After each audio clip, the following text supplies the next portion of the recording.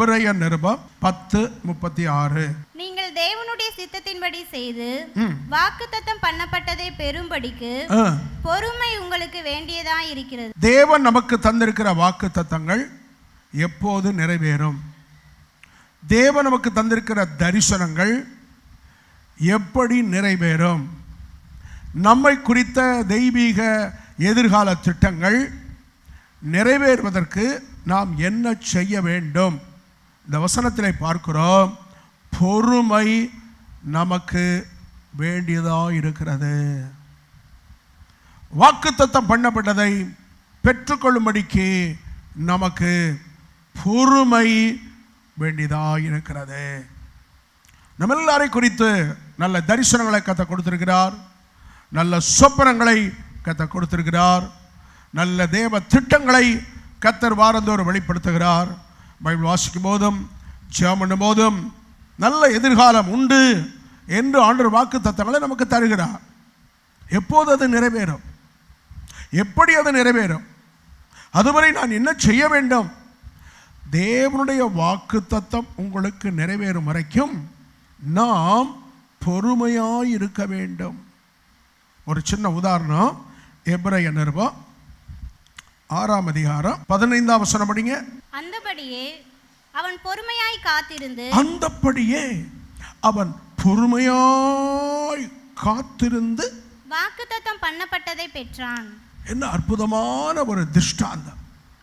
இந்த ஆபிரகாம், தேவன் அந்த ஆபிரகாமுக்கு ஒரு பிள்ளை செல்வத்தை தருவேன் என்றார், ஒரு சந்ததியை தருவேன் என்றார். அந்த சந்ததி மறுநாளே கிடைத்து விடவில்லை, மறு வருஷம் கிடைத்து விடவில்லை. ஒரு நீண்ட காலம், 25 வருஷம், 25 வருடம் கழித்துத்தான் கர்த்தர் சொன்ன வாக்குத்தத்தம் ஆபிரகாமுக்கு நிறைவேறிற்று. ஆண்டவருடைய தரிசனம் ஆபிரகாமுக்கு நிறைவேறிற்று. அதுவரை இந்த ஆபிரகாம் பொறுமையாய் இருந்தார். பொறுமையாய் காத்திருந்து வாக்குத்தத்தம் பண்ணப்பட்டதை பெற்றார். இந்த காலைவேளையிலே கர்த்தர் உங்களோடு பேசுகிறார். டோன்ட் பி ஹரி அப். அவசரப்படாதீங்க, ஆத்திரப்படாதீங்க, வேகம் கொள்ளாதீங்க. சொன்னவர் உண்மையுள்ளவர், சொன்னதை நிச்சயம் நிறைவேற்றுவார். எவ்வளவேனும் பொய்யுரையாத தேவன், அவர் சொன்னதை நிச்சயம் நமக்கு நிறைவேற்றுவார். அது நிறைவேறும் வரை நாம் எல்லாரும் எப்படி இருக்க வேண்டும்? பொறுமையாய் இருக்க. ஏன் பொறுமையாய் இருக்க வேண்டும்? முதலாவது ஒரு 7 பாயிண்டை சொல்லி பொறுமையை பெற்றுக்கொள்வது எப்படி என்று ஒரு 3 சத்தியத்தை உங்களோடு பேசி 10 வசனங்களை இன்றைய செய்தியில் கொடுத்து கர்த்தர் உங்களை ஆசீர்வதிக்க போகிறார். ஏன் பொறுமையாக இருக்க வேண்டும்? முதலாவதாக நம்முடைய தேவன் பொறுமையாய்த்தான் செயல்படுகிறார். பிதா அவசரப்படுறதே இல்லைங்க. பிதாவாகிய தேவன் பொறுமையாய் கிரியை செய்கிறார். கலாத்தியர் 4:5 படியுங்கள். காலம் நிறைவேறின போது ஸ்திரீயினிடத்தில் பிறந்தவரும் நியாயப்பிரமாணத்திற்கு கீழானவருமாகிய தம்முடைய குமாரனை தேவன் அனுப்பினார். கவனிங்க, ஆதியாகமம் 3:14 பிதா ஒரு தீர்க்கதரிசனம் சொல்றார். பிதா ஒரு வாக்குத்தத்தம் சொல்றார். என்ன சொல்றார்? இந்த உலகத்தை ரட்சிக்கும்படி ஸ்திரீயின் வித்தாக என்னுடைய குமாரனை இந்த பூமிக்கு அனுப்புவேன்.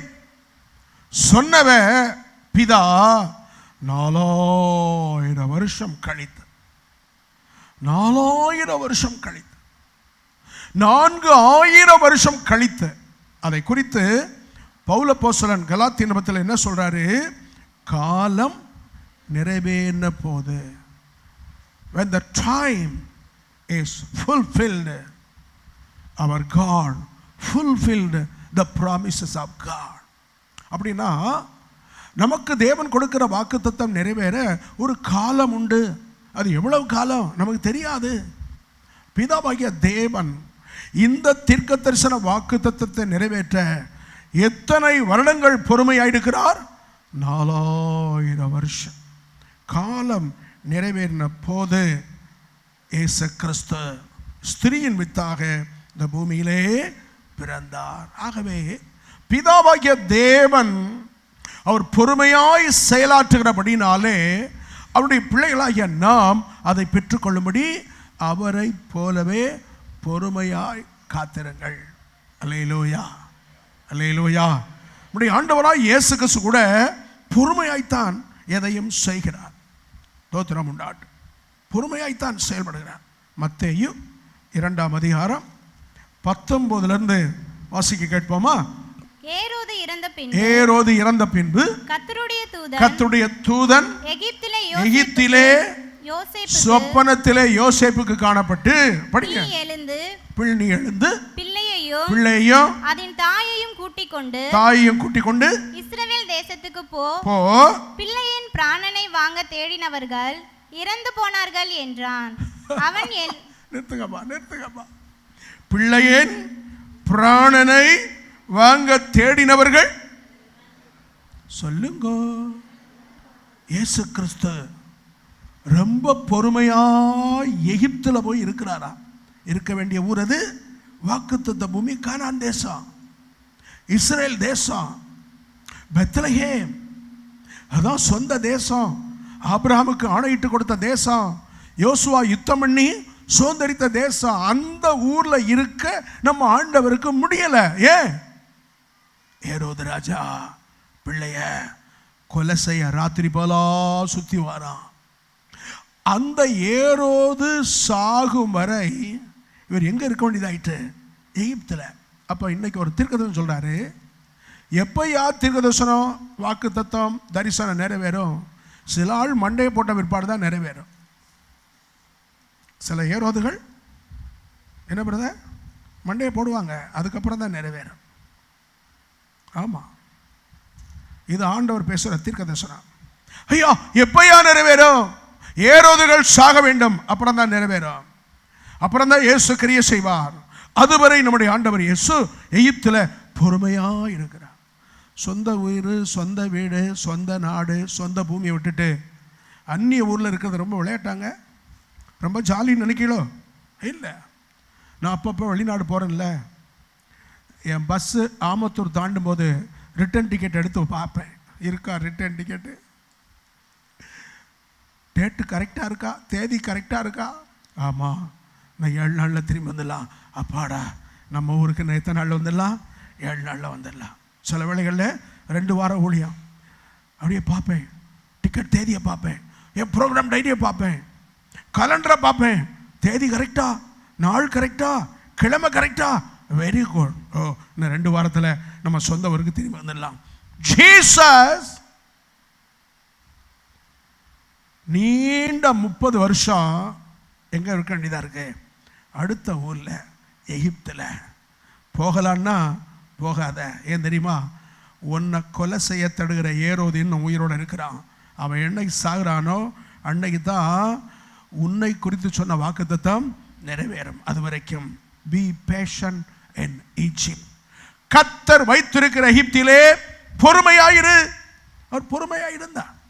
அதுக்கப்புறம் ஏரோது இறந்துட்டான்னு இப்போ தூதனால சொல்லப்பட்டு இப்போ வாரார். அடுத்த வசனம், அவன் எழுந்து பிள்ளையும் உன் தாயையும் கூட்டிக் கொண்டு இஸ்ரவேல் தேசத்துக்கு வந்தான். இப்போ குட்டி ஏரோது இருக்கிறான் சிங்காசனத்தில். யாரு? ஆகிலும் அர்கலாயு தன் தகப்பனாய் ஏரோதின் பட்டத்துக்கு வந்து யூதேயாவில் அரசாளர் என்று கேள்விப்பட்டு அங்கே போக பயந்தான். அப்பொழுது அவன் சொப்பனத்தில் தேவனால் எச்சரிக்கப்பட்டு கலிலேயா நாட்டின் புறங்களில் விலகி போய் நாசரேத்து என்னும் ஊரிலே வந்து வாசம் பண்ணினார். இஸ்ரேல் தேசத்துக்கு வந்தாச்சு, ஆனாலும் பெத்லெஹேமுக்கு வரல. எங்கே இருக்காரு? நாசரேத்தில். ஏன்னா ஏரோது இறந்துட்டாலும் ஏரோதனுடைய ஆவி உடைய அர்கலாயு அதே பட்டத்தில், அதே சிங்காசனத்தில் ஒரு ஜூனியர் ஏரோது இருக்கான். அவனும் சாகுவர. ஜீசஸ் பெத்லெஹேமுக்கு வரல பிரதர். ஆகவே இந்த காலவெளியிலே முதல் சத்திய ஆண்டவர் பேசுகிறாரு. வாக்குத்தத்தம் பண்ணப்பட்டதை பெறும்படி நமக்கு பொறுமை அவசியம். ஏனென்றால் பிதாவாகிய தேவன் பொறுமையாய் செயலாற்றுகிறார். நம்முடைய கர்த்தராகிய இயேசு கிறிஸ்து தேவகுமாரனோ பொறுமையாய் செயல்பாற்றுகிறான். ஆகவே நீங்களும் நானும் தரிசனத்தை பெற்றுக்கொள்ள, வாக்குத்தத்தம் நிறைவேறுவதை கண்டுகொள்ள, நம்மை குறித்த தேவ திட்டம் நிறைவேற எப்படி இருக்க வேண்டும்? சொல்லுங்கள். ஒன்று, பிதாவாகிய தேவன் தேவகுமாரனாய் இயேசு பொறுமையாய் செயலாற்றுகிறார்கள். ஆகவே நாமும் பொறுமையாய் இருக்க வேண்டும். இரண்டாவதாக ஆதியாகமம் 15:16. ஆதியாகமம் 15:16 படியுங்கள். நாலாம் தலைமுறையிலே அவர்கள் இவ்விடத்துக்கு திரும்ப வருவார்கள்.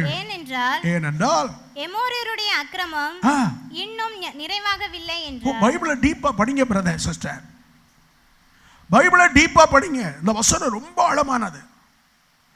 ஆபிரகாமே, உனக்கு நான் கொடுத்த இந்த வாக்குத்தத்தம் குழந்தை கிடைக்க 25 வருஷம் பொறுமையா இருந்த, ஆனா தேசம் கிடைக்க 4 தலைமுறை நீ பொறுமையா இருக்க வேண்டும். 4ஆம் தலைமுறையிலே இவ்விடத்துக்கு வருவார்கள். இந்த கானான் தேசத்தை சொந்தமாய் பெற்றுக்கொள்வார்கள். எத்தனை தலைமுறை தாண்டணும்? 4 தலைமுறை. யார் அந்த 4 தலைமுறை? ஆண்டவர் சொல்லும் போது ஆபிரகாமுக்கு சொன்னார், முதல் தலைமுறை ஈசாக்கு, 2ஆம் தலைமுறை யாக்கோபு, 3ஆம் தலைமுறை யோசேப்பு, 4ஆம் தலைமுறை மோசே. மோசேயின் நாட்களிலே எகிப்தில் இருக்கிற ஆபிரகாமின் சந்ததி ரட்சிக்கப்பட்டார்கள், ஞானஸ்நானம் எடுத்தார்கள், அபிஷேகம் பெற்றார்கள், வனாந்திரத்தில் பயணித்து 4ஆம் தலைமுறையிலே கானான் தேசத்துக்கு வந்தார்கள். ஆகவே 4ஆம் தலைமுறை அப்படின்னா என்ன அர்த்தம்? வாக்குத்தத்தம் படிப்படியாய் நிறைவேறும். Our promises will fulfill step by step, not leap by leap. So don't be hurry up.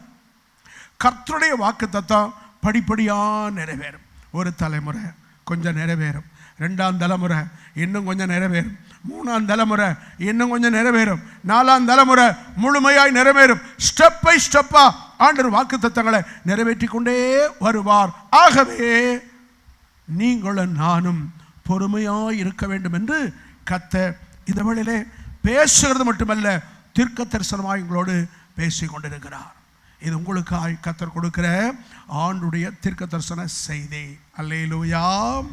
முதலாவது, பிதா குமாரன் பொறுமையாய் செயலாற்றபடினாலே நாம் பொறுமையாய் இருக்க வேண்டும். இரண்டாவது, ஆண்டவருடைய தரிசனங்கள், சொப்பனங்கள், வாக்குத்தத்தங்கள் முழுமையாய் ஒரே நேரம் நிறைவேறுவதில்லை, படிப்படியாய் ஸ்டெப் பை ஸ்டெப்பாய் நடக்கும். ஒருவேளை 4 தலைமுறை கூட தாண்டலாம்.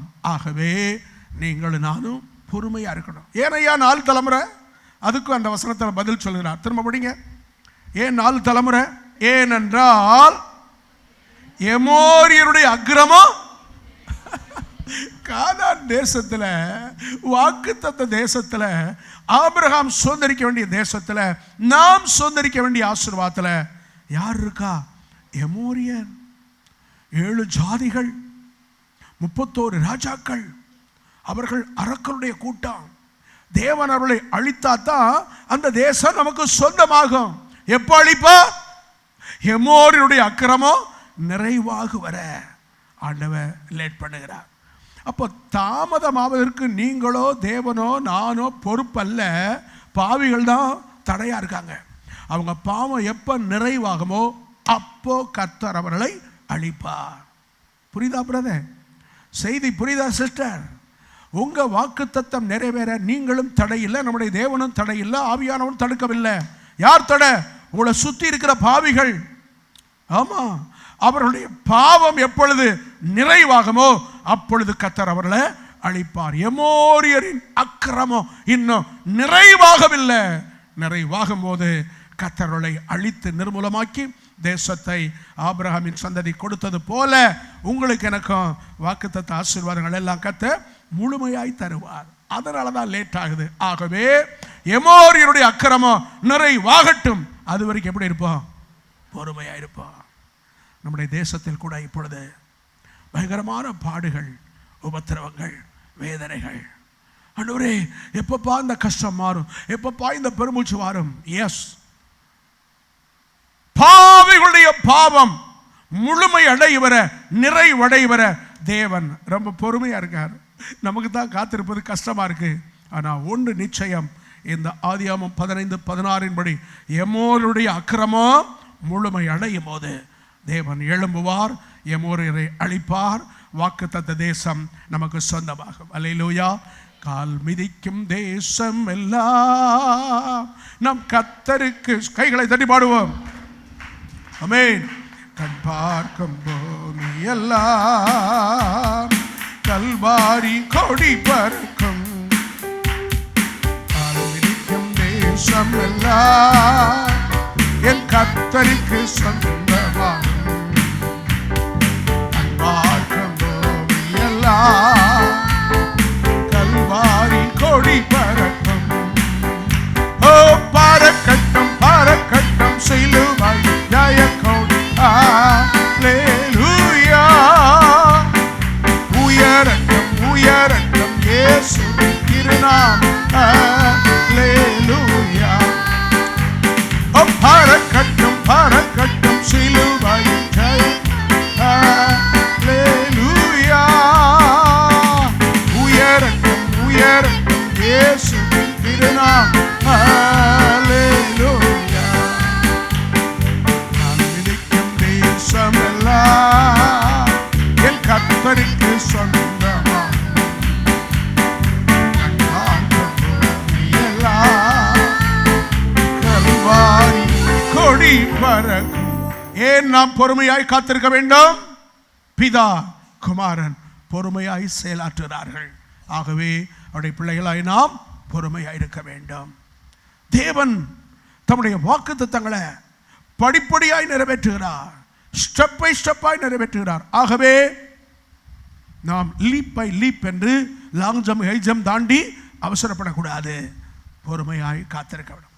மூன்றாவதாக எபிரேயர் 12ஆம் அதிகாரம் 1ஆம் வசனத்தில் பொறுமையாய் ஓடக்கடவோம். எபிரேயர் 12:1 அந்த வசனம் முடியும் போது எப்படி ஓடிருக்கு? எப்படி ஓடப்பட்டிருக்கு? பொறுமையாய் ஓடக்கடவோம். ஏன் பொறுமையாய் இருக்க வேண்டும்? அந்த 12:3 படிங்க. ஆகையால் நீங்கள் இளைப்புள்ளவர்களாய் உங்கள் ஆத்துமாக்களில் சோர்ந்து போகாதபடிக்கு தமக்கு விரோதமாய் பாவிகளால் செய்யப்பட்ட இவ்விதமான விபரீதங்களை சகித்த அவரையே நினைத்துக் கொள்ளுங்கள். ஏன் நாம் பொறுமையா இருக்க வேண்டும்? வாக்குத்தத்தம் நிறைவேறும் முன்பாக, தரிசனம் நிறைவேறும் முன்பாக விபரீதங்கள் குறுக்கிடும். அப்பா என்ன குறுக்கிடும்? என்ன குறுக்கிடும்? விபரீதம் என்ன? நம்ம எதிர்பாராத வேதனைகள், சோதனைகள், இழப்புகள், கஷ்டங்கள், நாம் எதிர்பாராத எதிர்மறையான காரியம், அதான் விபரீதம். இயேசு கிறிஸ்து 5 அப்பம் கொண்டு ஜெபம் பண்ணி பல ஆயிரம் பேருக்கு சாப்பாடு போட்டார். சனம் சாப்பிடுது. யார் தந்தது? ஜீசஸ் தந்தா. ஏசு தர்ற அப்பம் உப்பு இல்லாமல் இருக்குமா? உப்பு போட்டிருக்குமா? ஏசுனார் கொடுக்குற அற்பத்தில் உப்பு போட மறந்துருப்பாரா? எப்படி இருக்கும்? உப்பு, உரப்பு, புளிப்பு, இனிப்பெல்லாம் 100% கரெக்டாக இருக்கும். அப்ப ஊறுகாயத்தை விட்டுங்கன்னாரா? அப்பத்துக்கு என்ன கொடுக்காரு? அப்பத்துக்கு என்ன கொடுக்காரு? பொரிச்ச மீன். அல்லேலூயா. யோசித்து பாருங்க, பொரிச்ச மீன் நீங்க சாப்பிட்டு எவ்வளவு நாள் ஆச்சு? பொரிச்ச மீன் என்ன டேஸ்ட்! இயேசு எவ்வளவு நல்லவன்! அதை சாப்பிட்ட ஆள் தான் ஆளுக்கு ஒரு கல் எடுத்துக்கிட்டு சிலுவை சுமந்து போற இயேசுவை தொலைஞ்சு பொண்ணு கல்லை கொண்டு ஏறுறாங்களா? விபரீதங்கள், விபரீதங்கள். ஜீசஸ் பிலாத்துக்கு முன்னாடி நின்றுட்டு இருக்கிறாரு. பக்கத்தில் ஒரு கொலைகாரன், பழிகாரன், கொலைக்காரன். யாரு? பரபாஸ் நின்று கொண்டிருக்கிறார். அது பஸ்கா பண்டிகை. பஸ்கா பண்டிகை தோறும் ஒரு மரண தண்டனை கைதியை விடுதலை செய்யலாம். ஜீசஸ் இந்த பக்கம் பரபாஸ். பிலாத்து கேட்கிறாரு, இந்த 2 பேர்ல ஒருத்தர் நான் விடுதலை செய்கிறேன், உங்களுக்கு யார் வேண்டும்? எல்லாம் யாரை கேட்டாங்க தெரியுமா? யாரை கேட்டாங்க? பரபாசை விடுதலை செய்யும். அப்படியானால் உங்கள் ராஜாவாகிய இயேசுவை சிலுவையில் அறையும். இத மாதிரி ஒரு விபரீதத்தை நிச்சயம் நம்ம பார்க்கவே முடியாதுங்க. ஒருவேளை நம்ம பார்க்குற விபரீதம் இதில் ஒரு 100ல் ஒரு பங்கா இருக்கும். உதவி செய்வாங்கன்னு ஓடுவான், உங்களை உதறி தள்ளிடுவாங்க. ஆதரிப்பாங்கன்னு ஓடுவான், எத்திடுவாங்க. ஆறுதல் சொல்லுவாங்கன்னு போவான், இதயத்தில் குத்துற மாதிரி பேசிடுவாங்க. எதிர்பார்த்து போவீங்க, ஏமாத்திடுவாங்க. நல்லவங்கன்னு நினைப்பீங்க, ஆனால் செயலில் வரும்போது பொல்லாதவங்களா இருப்பாங்க. விபரீதம். வாக்கு தத்தம் பெற்றிருக்கிற பிரதர் சிஸ்டர், மூன்றாவதாய் கர்த்தர் சொல்றாரு, நீங்கள் விபரீதங்களை சகிக்கும் வரைக்கும் உங்களுக்கு பொறுமை வேண்டியது இருக்கு. விபரீதம் என்ன? அதுதான் உதாரணம் சொன்னேன். ஜீசஸ் வாழ்க்கையில் எப்படிப்பட்ட விபரீதம் எல்லாம் சகிக்குது, இதை சொல்லிட்டு தான் சொல்றாரு, விபரீதங்களை சகித்த அவரையே நினைத்து கொண்டு நீங்க எப்படி ஓடணுமா? பொறுமையோட ஓடுங்கள். அல்லேலூயா. நாலாவதாக நீங்கள் பொறுமையோடு ஓட வேண்டும். எபிரேயர் 12:2 படிங்க. அவர் தமக்கு முன் வைத்திருந்த சந்தோஷத்தின் பொருட்டு அவமானத்தை எண்ணாமல் சிலுவையை சகித்து தேவனுடைய சிங்காசனத்தின் வலது பார்சத்தில் வாக்குத்தத்தம் நிறைவேறுவதற்கு முன்பாக ஒரு விபரீதம் சம்பவிக்கிறது போல நாலாவது அவமானம் குறுக்கிடும். என்னதுங்க? என்னதுங்க? வாய் திறந்து சொல்லுங்க. என்ன வரும்? அவமானம். ரொம்ப கஷ்டம். அவமானம். அநேகர் ஏன் தூக்கு போட்டு சாகுறாங்க? அநேகர் ஏன் மருந்து குடிச்சு சாகுறாங்க? அநேகர் ஏன் ட்ரெயினில் விழுந்து சாகுறாங்க? என்ன தாங்க முடியல? எதை தாங்க முடியல? அவமானம். அவமானம். கவனிங்க, யூதர்கள் ஒரு குற்றவாளியை தண்டிப்பதற்கு 3 வித மரணம் இருக்கிறது. ஒன்று, மரித்த சரீரத்தோடு தண்டிக்கப்பட வேண்டியவனை சேர்த்து கட்டுறது, அதான் மரண சரீரம். அந்த மரித்த சரீரத்தில் இருக்கிற புழுக்கள், கிருமிகள், வைரஸ்கள் இந்த உயிரோடு இருக்கிற ஆளுடைய வாய் வழியா, மூக்கு வழியா, கண்ணு வழியா உள்ள போய் கொஞ்சம் கொஞ்சமா வியாதிப்பட்டு செத்து மடிவது ஒரு கொடிய மரணம். கொஞ்சம் கொஞ்சமா சாகிறது. அது ஒரு யூதர்கள் கொடுக்கிற மரண தண்டனை. இன்னொரு மரண தண்டனை என்னன்னா, தானியேலை சிங்க கபிகளை போடுற மாதிரி கொலைக்கு நியமிக்கப்பட்ட தண்டிக்கப்பட்ட ஆளை தூக்கி ஒரு பசி வெறியோடு இருக்கிற சிங்கத்துக்கு முன்னாடி தூக்கி போடுறது. போட்டுட்டு எல்லாம் வேடிக்கை பார்ப்பாங்க. அந்த சிங்கம் இந்த தண்டிக்கப்பட்ட கைதியை கடிச்சு கொதறி அதை கொஞ்சம் கொஞ்சமாக சாப்பிட்றதை பார்த்து ரசிப்பாங்க. ஒரே நேரத்தில் உயிர் போகாது, கொஞ்சம் கொஞ்சமாக உயிர் போகும். அதுவும் வேதனையான மரணம். ஆனால் மூணாவது ஒரு மரணம் சிலுவை மரணம். அது அவமான மரணம். தெருக்களின் பிரதான வீதியிலே தான் மறிக்க வேண்டிய, தொங்க வேண்டிய சிலுவையை தான் தோளில் வச்சுக்கிட்டு அப்படியே அந்த தெருவழியா நடந்து போகணுங்க. ஊரெல்லாம் பார்க்கும். அவமான மரணம், சிலுவையின் மரணம். என்ன மரணம்? அவமான மரணம். இங்கே பைபிளில் போட்டிருக்கு, சிலுவையை சகித்து தேவனுடைய சிங்காசனத்தின் வலது பார்சத்தில் வீற்றிருக்கிறார். அவருக்கு தெரியுது, டுடே கிராஸ், டுமாரோ கிரவுன். இன்று நான் அவமானமுள்ள சிலுவையை சுமக்கிறேன், 3 நாள் கழித்து என் தலையில பிதாவாகிய தேவன் கிரீடத்தை வைக்க போகிறார். என்ன கிரீடம்? நீதாயா அகில உலகத்தை அரசாள வேண்டிய ராஜாதி ராஜா, கத்தாதி கத்தா. அந்த தமக்கு முன் வைத்திருந்த தரிசன சந்தோஷத்தின் பொருட்டு அவமானத்தை அவர் பெருசுபடுத்தல. பரவாயில்ல, இந்த அவமானத்தின் பாதையில நான் போகிறேன் என்று போனார். ஆகவே தரிசனமுள்ள விசுவாசியே, வாக்குத்தத்தம் பெற்றிருக்கிற கர்த்தருடைய பிள்ளையே, ஜெபித்து கொண்டிருக்கிற சகோதரா சகோதரி, நாலாவதாக அந்த தரிசனம் நிறைவேறுவதற்கு முன்பாக, வாக்குத்தத்தம் உங்களுக்கு முழுமையாக நிறைவேறும் முன்பாக என்ன குறுக்கிடும்? அவமானம். அவமானம். இந்த காலவழியிலே கர்த்தர் உங்களை ஆற்றுகிறார், தேற்றுகிறார். யாராவது உங்களை அவமானப்படுத்துகிறாங்களா? அவமானமாக பேசுகிறாங்களா? சாடமாடையாக அவமானமாக பேசுகிறாங்களா? முன்னாடி விட்டு பின்னாடி அவமானமாக பேசுகிறாங்களா? தோத்திரம். எந்த அவமானத்தையும் சகித்து கொள்ளுங்க. இயேசு கிறிஸ்துவை நினைத்து கொள்ளுங்க. அவமானத்தை எண்ணாமல் சிலுவையை சகித்தார், தேவனுடைய சிங்காசனத்தின் வலது பார்சத்தில் வெற்றிருக்கிறார். ஆகவே அதை நினைத்து கொண்டு, இதுதான் வாக்குத்தத்தம் நிறைவேறுகிற பாதை. ஆகவே நான் அவமானத்தை சகித்து கொள்ளுகிறேன், விபரீதங்களை பொறுத்து கொள்ளுகிறேன். ஆகவே அவமானம் குறுக்கிடும். ஒன்றை தெரிந்து கொள்ளுங்கள், அவமானம் வந்துட்டா வாக்குத்தத்தம் இன்னும் 3 நாள் கழித்து நிறைவேற போகிறது. கரமேதி அல்லேலூயா சொல்லுங்கள். கரமேதி அல்லேலூயா சொல்லுங்கள். இன்னும் 3 நாள் கழித்து உங்கள் அவமானத்துக்கு ஏற்ற ஆசீர்வாதம் வருகிறது பிரதர் சிஸ்டர், பெற்றுக்கொள். இது கர்த்தருடைய வார்த்தை, இது தேவனுடைய தீர்க்கதரிசன வார்த்தை. இன்னும் 3 நாள் கழித்து உங்கள் அநேகருடைய வாழ்க்கையிலே அற்புதங்கள் நடக்க போகிறது, அதிசயங்கள் நடக்க போகிறது. அடுத்த ஞாயிற்றுக்கிழமை சாட்சிகளை சொல்ல போகிறீர்கள். இன்னும் 3 நாள் கழித்து இன்றைக்கு நீங்கள் சந்திக்கிற அவமானத்துக்கு பலன்களை ஆண்டவர் கொடுக்க போகிறார். ஹல்லேலூயா. 5வதாக, தரிசனம் உள்ளவன் அன்செட்டில்டு, ஒரே நிலையில் இருக்க மாட்டார். 105ஆம் சங்கீதம் 19ஆம் வசனம் படிங்க. கர்த்தர் சொன்ன வார்த்தை நிறைவேறும் அளவும் அவருடைய வசனம் அவனை புடமிட்டது. இங்கே யோசேப்பை குறித்து நாம் படிக்கிறோம்.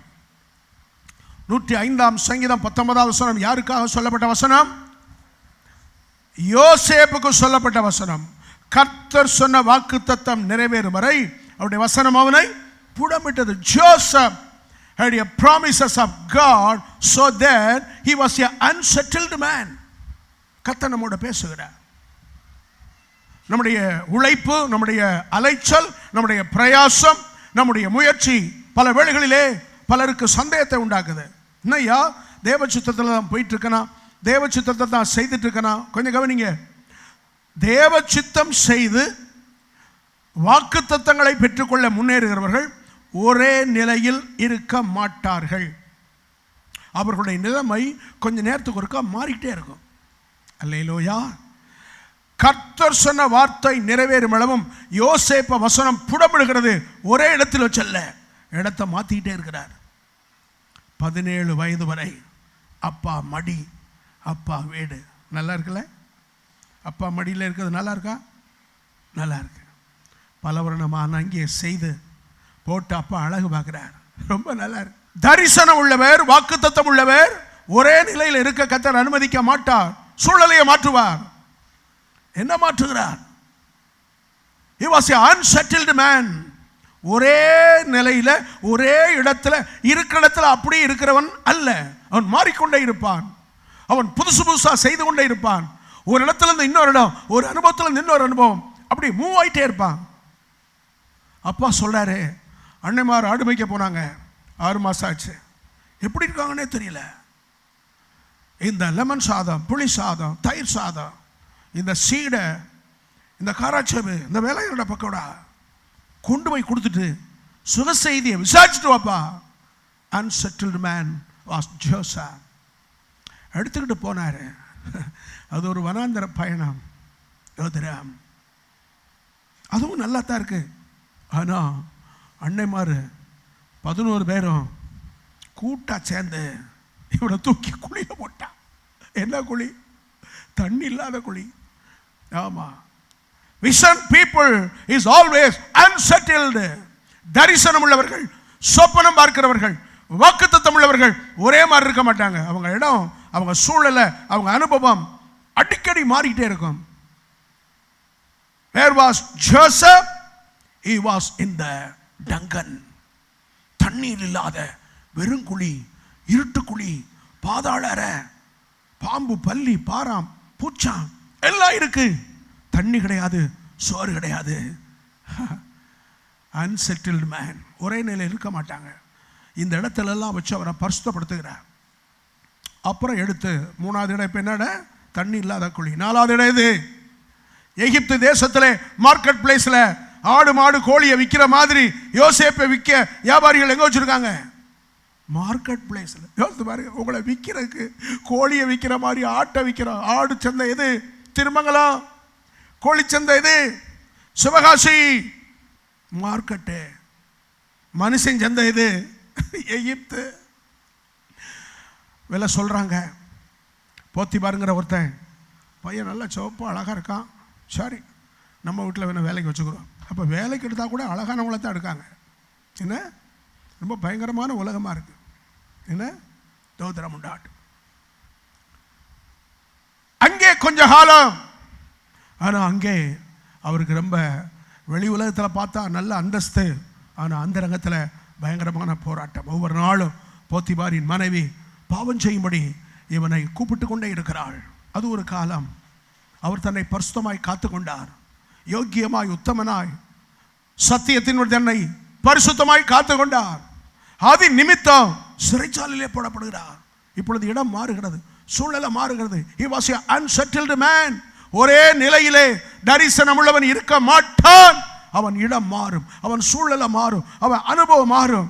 ஒரே மாதிரில இருந்தா அது செக்கு மாடுன்னு அர்த்தம். செக்கு மாடு என்ன செய்யும்? ஒரே வட்டம் தான் போடும், அந்த இடத்தை விட்டு அது முன்னேற போறதில்லை. விசுவாசி செக்கு மாடு மாதிரி ஒரே இடத்துல சுற்றி வர்றதில்லை. என்ன, சிறு பிள்ளைகளுக்கு நாங்கள் பாடின பாட்டெல்லாம் இப்போ பெரியவங்களுக்கு பாட வேண்டியது இருக்கு. என்ன பாட்டு? முன்னேறி செல்வேன், முன்னேறி செல்வேன், இயேசுவின் போர் வீரனாய். பாடுங்க. கீதங்கள் பாடி, கீதங்கள் பாடி, வெற்றியின் கீதங்களே பாடுவோம். முன்னேறி செல்வேன், முன்னேறி செல்வேன், இயேசுவின் போர் வீரனாய். கீதங்கள் பாடி, கீதங்கள் பாடி, வெற்றியின் கீதங்களே. சத்தான் என்னை எதிர்த்தாலுமே இயேசு மூலம் வெற்றி கொள்ளுவேன். பாவம் என்னை ஆட்கொள்ளாமலே இயேசு ரத்தம் கொண்டு ஜெயிப்பேன். முன்னேறி செல்வேன், முன்னேறி செல்வேன், இயேசுவின் போர் வீரனா. கீதங்கள் பாடி, கீதங்கள் பாடி, வெற்றியின் கீதங்கள். அல்லேலூயா. வாக்குத்தத்தம் இல்லாதவங்க தாங்க செக்கு மாடு மாதிரி ஒரே இடத்துல சுற்றி வருவாங்க. வாக்குத்தத்தம் உள்ளவங்க முன்னேறி போய்கிட்டே இருப்பாங்க. அல்லேலூயா. ஆமா, ஒரு இடத்துல செட்டில் ஆக மாட்டாங்க, அன்செட்டில்டாக முன்னேறி போயிட்டே இருப்பாங்க. யோசேப்பு அப்பா வீட்டில் 17 வருஷம், வனாந்தர பயணத்தில் சில நாட்கள், தண்ணி இல்லாத வெளுங்குடியிலே சில நாட்கள், எகிப்து மார்க்கெட் பிளேஸில் சில நாட்கள், போத்திபார் வீட்டில் சில வருஷங்கள், பின்பு சில வருஷங்கள் அவர் சிறையிலே தள்ளப்படுகிறார். அங்கிருந்து தான் தரிசனம் நிறைவேறி சிங்காசனத்துக்கு யோசேப்பு சென்றார். கரமிதி அல்லேலூயா சொல்லுங்கள். ஆகவே சகோதரா, தரிசனம் உள்ளவர்கள் ஒரே நிலையில் இருப்பது இல்லை. அவங்க இடம் மாறும், சூழலை மாறும், அனுபவம் மாறும். மாற்றத்தை எதிர்பார்க்கிறவர்கள் தான் தரிசனம் நிறைவேறுவதை காண்பார்கள். ஒரே மாதிரி இருக்கக்கூடாது. கர்த்தருக்கு ஸ்தோத்திரம். தரிசனம் உள்ள சபை ஒரே மாதிரி இருக்காதுங்க, புதுசு புதுசா இருக்கும். கரமிதி அல்லேலூயா சொல்லுங்க. ஆகவே சகோதரா, மாற்றத்தை எதிர்பார்க்கிறவர்கள் தான் தரிசனம் நிறைவேறுவதை பார்ப்பார்கள். ஒரே மாதிரி இருக்கக்கூடாது. ஸ்தோத்திரம் உண்டாட்டும். எங்கள் ஆஃபீஸில் நீங்கள் பார்த்துருக்கலாம், வீட்டு ஆஃபீஸில் ஒரு நாள் கிழக்கு பார்த்து உட்காந்துருப்பேன், அதே ரூம் தான். பிற ஒரு 6 மாதம் வடக்கு பார்த்து உட்காந்துருப்பேன், பிற ஒரு 6 மாதம் கிழக்கு பார்த்து உட்காந்துருப்பேன். ஆமாம், பிற தெற்க பார்த்து உட்காந்துருப்பேன். என்ன நட்சத்திரம் மாறுதா? நட்சத்திரமெல்லாம் அப்படியே தான் இருக்கு. கிழக்க உதிக்கிற சூரியன் மேற்க போகுது.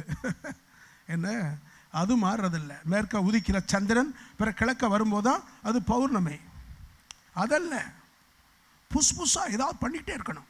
ஸ்தோத்திரம் உண்டாட்டும். கரமிதி அல்லேலூயா சொல்லுங்கள். இப்படி இருக்கிற டைனிங் டேபிளில் அப்படி மாற்றி போடணும். இப்படி உட்காந்து சாப்பிட்ற சேரை அந்த பக்கம் மாற்றி போடணும்.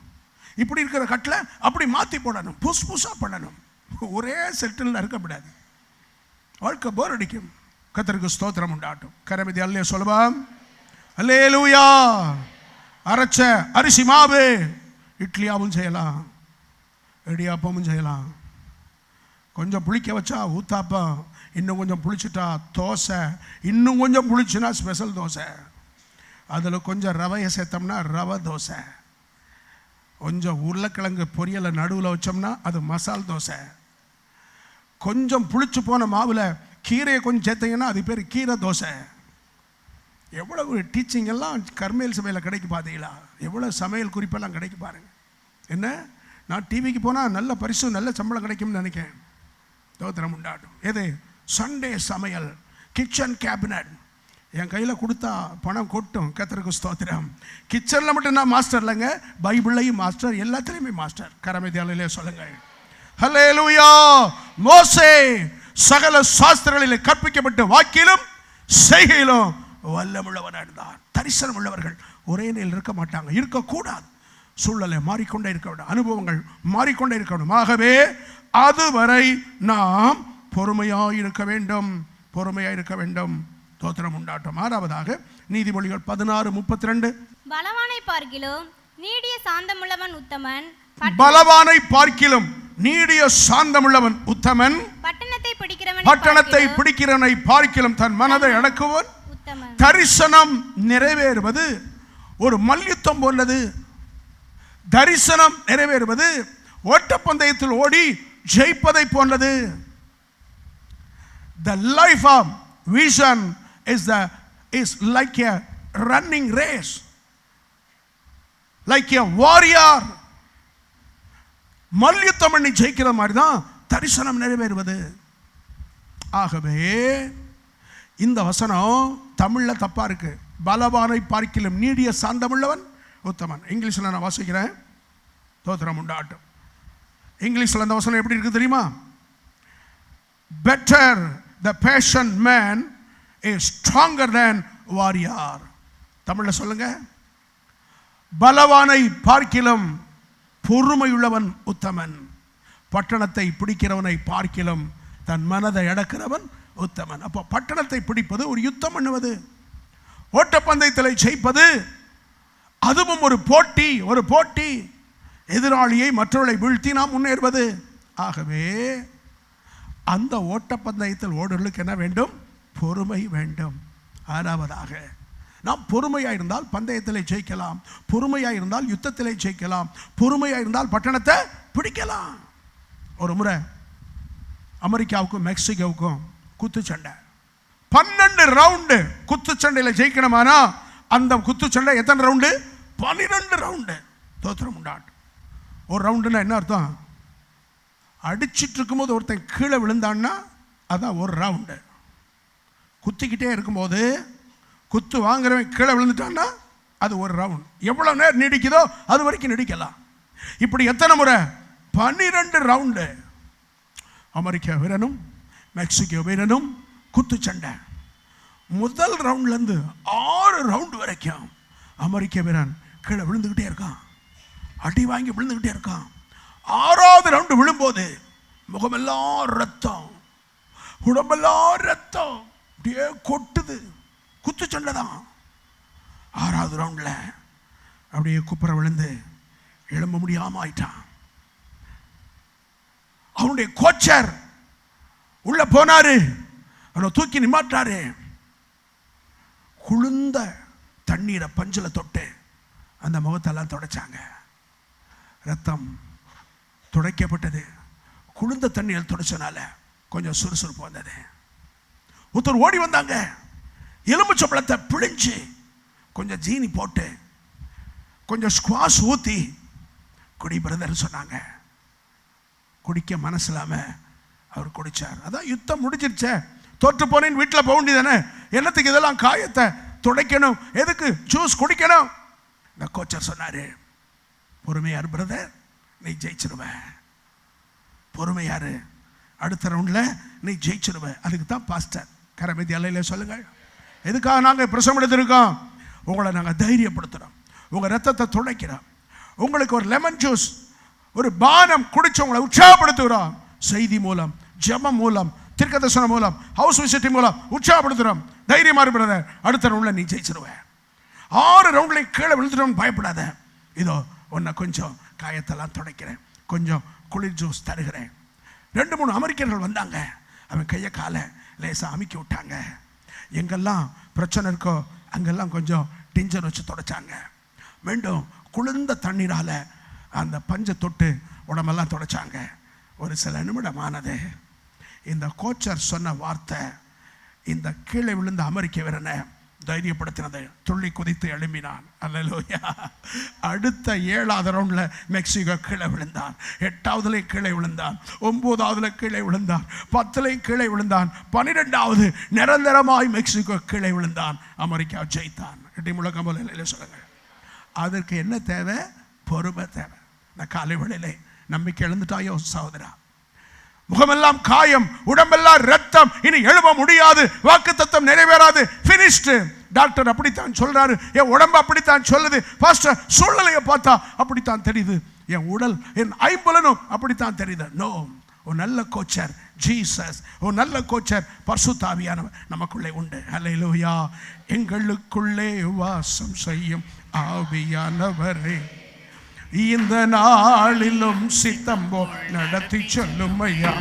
ஓ எங்களுக்குள்ளே வாசம் செய்யும் ஆவியானவரே, இந்த நாளிலும் சித்தம் போல் நடத்தி சொல்லும் ஐயா.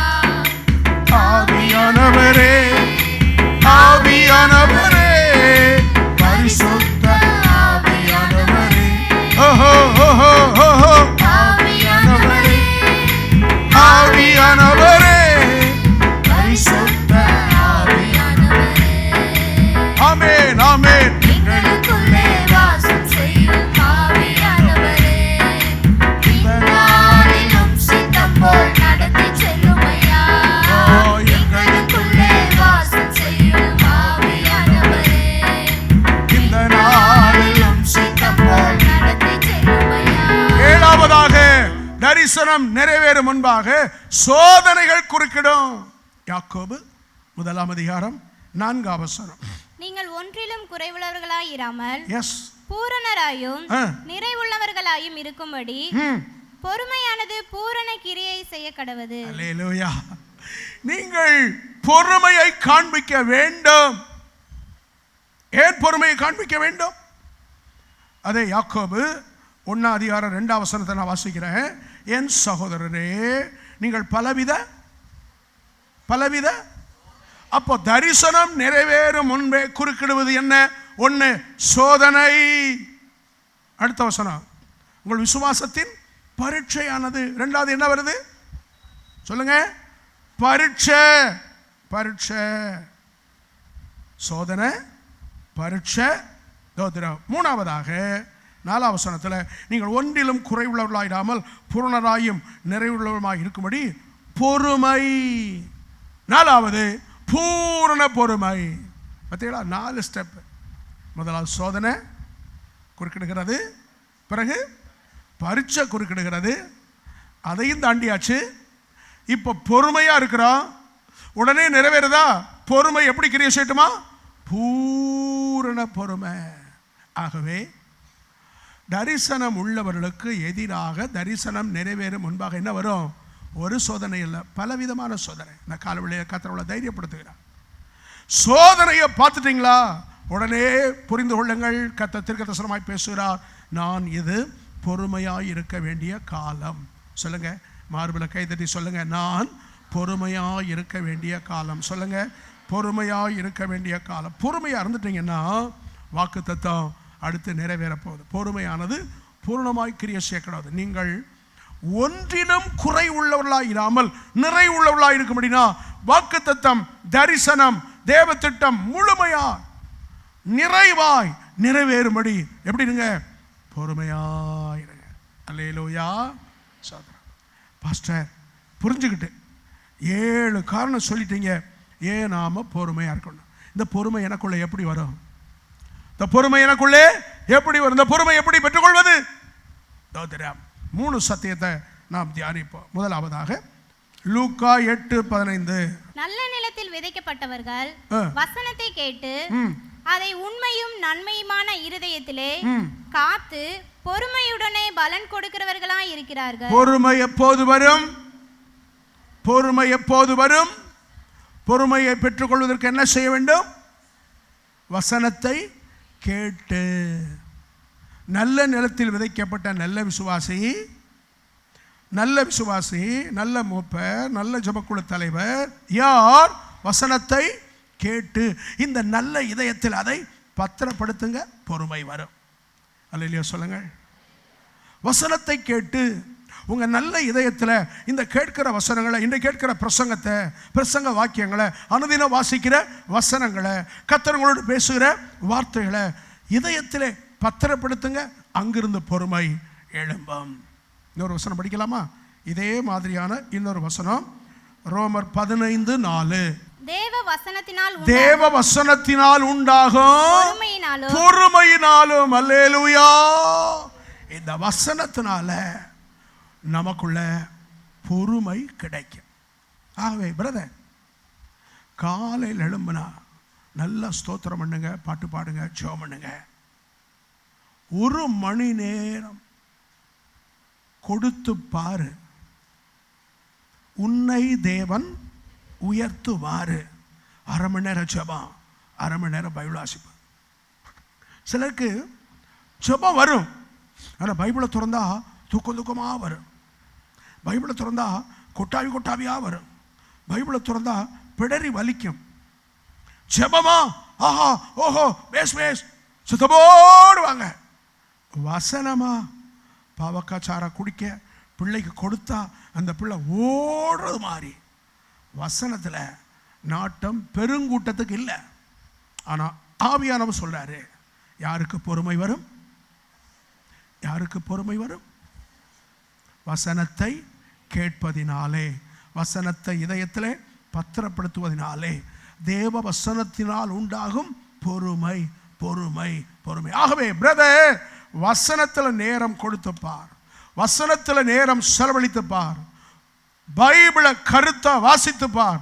இங்கே உள்ள போக போக, வசனம் உள்ள போக போக உள்ள இருந்து என்ன வரும்? பொறுமை பொறுமை. தீர்மானிப்பீங்களா? வசனத்துக்கு அரை மணி நேரம் கொடுப்பீங்களா? அரை மணி நேரம் ஜெபம் பண்ற மாதிரி அரை மணி நேரம் வசனத்துக்கு கொடுப்பீங்களா? எத்தனை பேர் கொடுக்குறீங்க? அல்லது இப்போ எத்தனை பேர் தீர்மானிக்கிறீங்க? அரை மணி நேரம் வசனத்தை கொடுப்பேன். பைபிளை எடுத்து உயர்த்தி வாய் திறந்து சொல்லுங்க, அரை மணி நேரம் வசனத்துக்கு நேரம் கொடுப்பேன். இரண்டாவதாக பொறுமையை பெற்றுக்கொள்வது எப்படி? ரொம்ப அற்புதமான ஒரு வசனம், ரோமர் 5:3. அது மாத்திரமல்ல, உபத்திரவம் பொறுமையையும், பொறுமை பரீட்சையையும், பரீட்சை நம்பிக்கையையும் உண்டாக்குகிறது என்று நாங்கள் அறிந்து. போதும். உபத்திரவங்களிலேயும் மேன்மை பாராட்டுறோம். இங்கிலீஷ்ல இந்த வசனம், the tribulation produce the patience, the patience produce the character, the character produce the hope. அதுக்காக தான் இங்கிலீஷ் படிக்கணுங்க. என்ன பாஸ்டர், நாங்கள் தமிழே இன்னும் சரியாக படிக்கலை, என்னத்துக்கு இங்கிலீஷை படிக்க சொல்கிறீங்க? சரி, முடிஞ்சவங்க கொஞ்சம் இங்கிலீஷ் படிங்க. ஒரு SSLC படித்தவங்களுக்கு இங்கிலீஷ் தானாக வரும். வருமா வராதா? நான் டிகிரி படிச்சிருக்கேன் நினைக்கலோ, IAS காலேஜ் ப்ரொஃபஸர் நினைக்கலோ, ஓல்டு SSLC. இன்னும் சொல்லப்போனால் 11th ஸ்டாண்டர்ட் நான் படித்த படிப்பு எவ்வளவு? 11th standard. ஆனால் IPS IAS அதிகாரிகள் வாயா திறந்துக்கிட்டு பெருசாக கேட்குறாங்க. காரணம், அவங்களுக்கு தெரியாத இங்கிலீஷ் எல்லாம் இங்கேருந்து வரும். கர்த்தருக்கு ஸ்தோத்திரம். நாட்டு அன்னதினமும் படிக்கணும், இங்கிலீஷ் புக் படிக்கிறது, இங்கிலீஷ் புத்தகம் தான் படிக்கிறது, தமிழில் படிக்கிறதே இல்லை. இங்கிலீஷ் பைபிள் இங்கே வர்றதுக்கு முன்னாடி 10க்கு மேற்பட்ட இங்கிலீஷ் பைபிள், வித்தியாசமான கமெண்ட்ரி, வித்தியாசமான டிரான்ஸ்லேஷன், ஒவ்வொன்றையும் அர்த்தம் சற்று சற்று வித்தியாசம், சற்று சற்று ஆழம். இந்த வசனத்தை பாருங்க, the tribulation produces the patience. உபத்திரவம் வந்தா தான் உங்களுக்கு பொறுமை வரும். ஒரு அல்லேலூயா சொல்லுங்க. குட்டியார புருஷன், அடிகார புருஷன் வாச்சிட்டான்னா உங்களுக்கு தான் பொறுமை ரொம்ப இருக்குன்னு அர்த்தம். யார் வரணும்? யார் அமையணும்? யார் அமையணும் சொல்லுங்க. குடிகார புருஷன், அடிகார புருஷன், அந்த சிஸ்டர்கள் ரொம்ப பொறுமைசாலி. ஒரு அடி முழக்கம் போல சொல்லுங்கள். கடிக்கிற மனைவி அமைந்து விட்டாள், அந்த புருஷன் தான் சரியான பொறுமைசாலி. ஆமா. ஆகவே கேரக்டர் எப்படி வரும் தெரியுமா? அதுக்கு முன்னாடி உபத்திரவம். The tribulation produces the patience, the patience produces the character, the character produces the hope. விசுவாசம் எப்படி வருது? விசுவாச நம்பிக்கை எப்படி பெருகுது? முதலாவது உபத்திரவம் வந்துச்சு. உபத்திரவத்தை தொடர்ந்து எது வந்துச்சு? பொறுமை வந்தது. பொறுமையா இருக்க இருக்க விசுவாசமும் நம்பிக்கை வருது. நான் விசுவாசிக்கிறேன், தோத்திரம் 7000 பேர் கொண்ட சபையை நான் பார்ப்பேன். அல்லேலூயா. அதான் விசுவாசம். அல்லேலூயா. அவ்வளவு பேர் உட்கார்ந்து ஆராதிக்க ஒரு ரிட்ரீட் சென்டர் இடம் வாங்கி மேடை கட்டி குறுக்கு பாத மைதானம் போல ஒரு பிரம்மாண்டமான மைதானத்தை வாங்குவோம். அதான் ஹோப். கரமேதி அல்லேலூயா சொல்லுங்க. நம்முடைய சொந்த இடத்துல கன்வென்ஷன் நடத்துவோம். கர்த்தர் சொல்லுகிறார், நிச்சயம் செய்வார். விசுவாசிக்கிறவர்கள் அதுவரை உயிரோடு இருப்பார்கள். அதுவரை உயிரோடு இருக்கிற ஆசைப்படுறவர்கள் இடி முழக்கம் போல சொல்லுங்க. ஆகவே வசனத்தினால் பொறுமை நமக்கு கிடைக்கிறது. உபத்திரவம் நமக்கு பொறுமையை தருது. கடைசியாக கலாத்தியர் 5ஆம் அதிகாரம் 22ஆம் வசனம் வாசிப்போம். ஆவியின் கனியோ, ஆவியின் கனியோ பொறுங்கள், பரிசுத்தாவின் அபிஷேகத்தில் நிரம்புங்கள். கனி உடனே உண்டாகாது. அபிஷேகம், அந்நிய பாஷை ஒரு விதையை போல. தொடர்ந்து அந்த விதைக்கு தண்ணீரை ஊற்றி வளர்த்துக்கிட்டே வாங்க. ஆவியின் கனியோ, ஆவியின் அடையாளம் அல்ல, ஆவியின் கனியோன்னா கொஞ்சம் காலம் பிடிக்கும் கனி கொடுக்க. ஆவியின் கனியோ அன்பு, சந்தோஷம், சமாதானம். சொல்லுங்க, வெறும் பொறுமை அல்ல. என்ன பொறுமை? நீடிய பொறுமை. சொல்லுங்க, நீடிய பொறுமை. பொறுமை எப்படி கிடைக்கிறது? ஆவியின் கனி. இப்போ நம்ம ஆவியில் ஜெபம் பண்ண போகிறோம். ஆவியின் அபிஷேகத்தோட ஜெபம் பண்ண போகிறோம். அபிஷேகத்தில் நிரம்பி நிரம்பி ஜெபிக்க ஜெபிக்க ஜெபிக்க கர்த்தர் அந்த பொறுமையை நமக்குள்ளே உருவாக்குறார். பொறுமையை நாம் பெற்றுக்கொள்வது எப்படி? தேவ வசனத்தினால் உண்டாகும் பொறுமை, உபத்திரவம் கொடுக்கிற பொறுமை, மூன்றாவது ஆவியின் கனி கொடுக்கிற பொறுமை. எத்தனை பேருக்கு இந்த ஆவியின் கனியாகிய நீடிய பொறுமை வேண்டும்? கைகளை உயர்த்தி காட்டுவோம். அப்படியே இளமினல்க பார்க்கலாம், அப்படியே இளமினல்களை பார்க்கலாம். ஹல்லேலூயா.